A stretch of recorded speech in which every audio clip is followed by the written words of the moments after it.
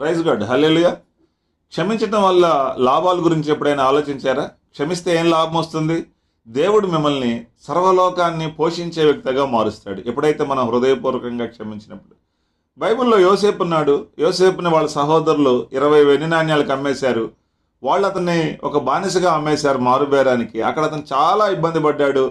ఎంతగా ఇబ్బంది పడ్డాడంటే మనం చెప్పుకోలేనంతగా ఇబ్బంది పడ్డాడు. అయితే యోసేపుకి దేవుడు తోడుగా ఉండటం వల్ల అతను ఐగుప్తు దేశపు అధికారిగా మారాడు.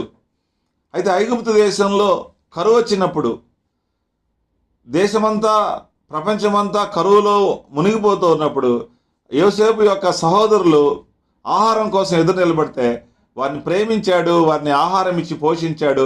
కాబట్టి హృదయపూర్వకంగా క్షమించాడు. కాబట్టి యోసేపును దేవుడు ప్రపంచానికి ఆశీర్వాదకరంగా, ప్రపంచాన్ని పోషించే వ్యక్తిగా మార్చినట్లుగా నీవు కూడా ఇతరులను క్షమించినప్పుడు అనేక మందికి ఆశీర్వాదకరంగా దేవుడు మార్చునుగాక.